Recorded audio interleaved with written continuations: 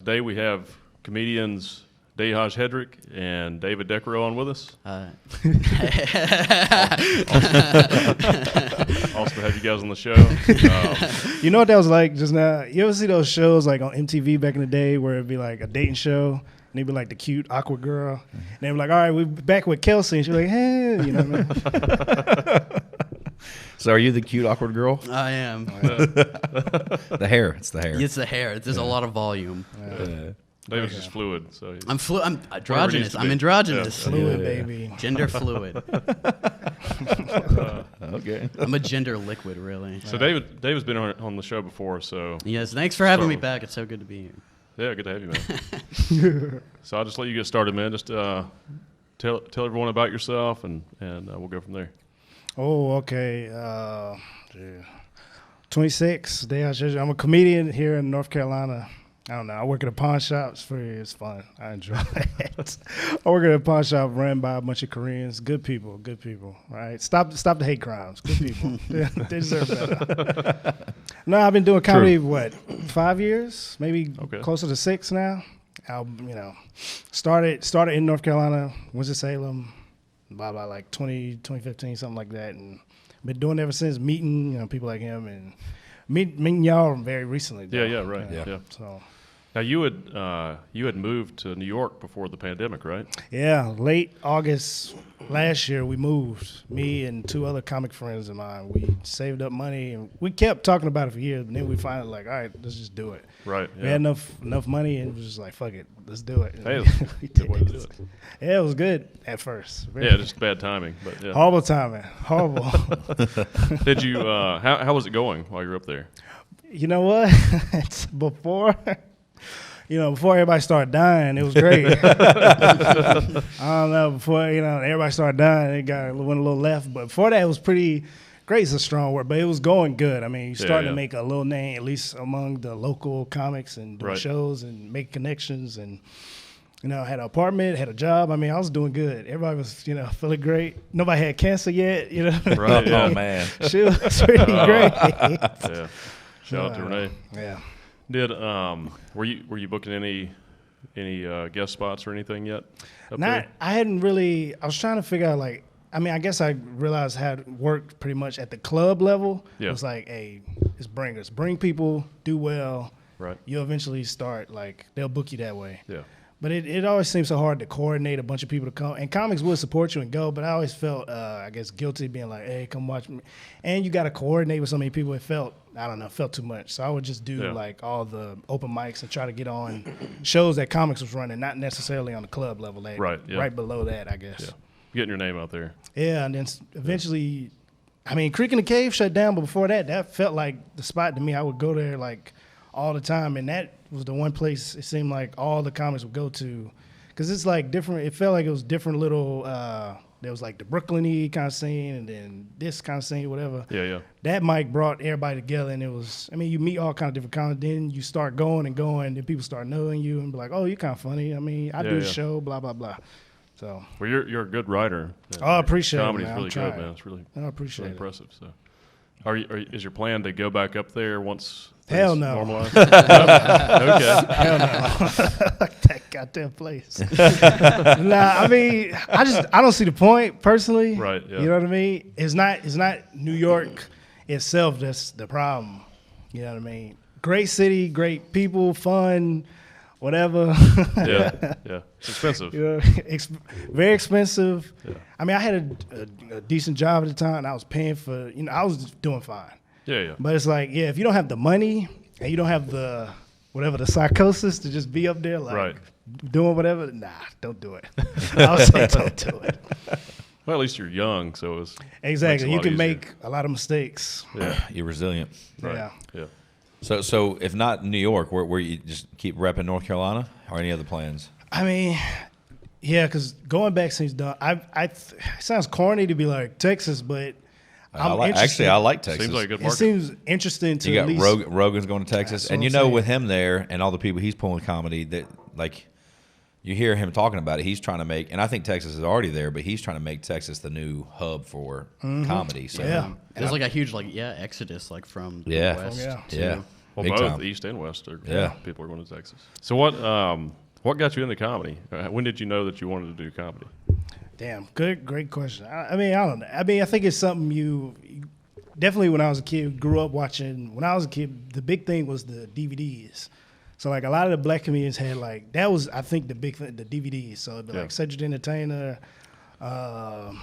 He had this one called the like what was it called? The Comedy Starting Lineup. So it was him hosting, and it was like all his like I guess the comedies that was coming up. Yeah. And I remember that just being a big hit in my house, and like DVDs like that, Kings of Comedy, Cat Williams, Kevin Hart, all the black comedians was doing the big DVDs at the time, like Chris Rock, Dave Chappelle. So that was how people, that was probably my introduction to comedy. Yeah. And you just love it, but comedy doesn't seem real, especially Winston. We didn't have a club in it, so it's like, what is that, And then I think when I was young, I was like, I could be a comedian, or because I remember I went in middle school, people was like, oh, you're funny. That was my first like thing of like having something unique about myself, I think. Right, yeah. And people notice, like, oh, you like the funny kid. And then years later, like high school, I'm like, maybe I could do it. But then I was trying to find like clubs and stuff. I'm like, oh, there's nothing here. That's silly. I was like, it's stupid. Yeah, yeah. And then I remember when I was young, I told one of my family members, I was like, yeah, I want to be a comedian. And they was like, you can't do that. That's what family members say about everything. That's right. Right. 100%. It was like, yeah, they weren't trying to be mean though. Yeah, it wasn't like they was trying to be. They was like, wait, when was I thought the Laughing Gas was around. No, Laughing Gas didn't come till I was like 20. I was like an adult. Like I had graduated high school. I had been working a couple of years, and then it just appeared in this fucking. It was literally like a dollar movie theater and like a dollar store, and then this weird fucking parking lot in Winston. And then this fucking comedy club appears, and it says like Laughing Gas. You're like, what the fuck is that? Yeah, the logo is kind of ugly too. Back then. Shout out to Ben Owenby. Ben was a good guy. He ran a crazy ass club in Winston. Our ever first taste of comedy was that club. Oh, okay. And that's how I started. And how old were you when you did your first open mic? I was like 20. Okay. I was like 20, and I was just. I remember because I was working at a restaurant. I got my friend. We switched shifts, and I was like, no. First, I went to like scope it out. Like, all right, let me I said, like, all right, let me just peep. And everybody was really, bad. So I started getting confidence. If you think about doing comedy, go watch some comedy. You'll feel real like, oh, I can't be that bad. Right, yeah. There's no fucking way I'm that bad. And I was, but I still got me to do it. Yeah. That's funny. I kind of feel like that some nights. Especially that night with Rooster. I was feeling it motivated me. When You seen Rooster? Oh, yeah, Rooster. Hell yeah. Yeah, Rooster crash and burn, man. You remember him? Hold on. Was Rooster the one he took his face off? No. Does nobody remember that? Just I do remember that. Some redneck dude that didn't prepare. Listen, he didn't prepare. He did tear. He crashed. I mean, crashed like I've never seen anybody crash. Really? Right? And then to top it off, when he left, he drove off the curb at the idiot box, right?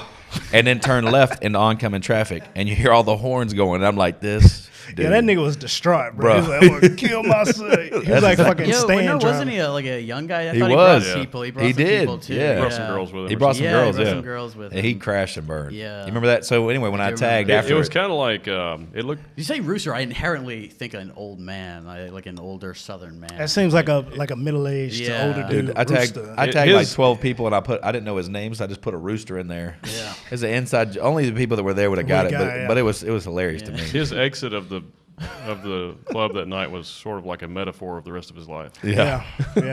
He died that night. Yeah, he did. Unless he changes the opposite of glory. a lot of things. Yeah, we hadn't heard from him since then. So I got to tell you, it motivated me. I was like, man, I can't. There's no way. That's what I'm saying. At minimum, I'm not driving in oncoming traffic afterwards. So I got him beat already. So. No matter how bad I do, I won't drive into the car. Right, yeah.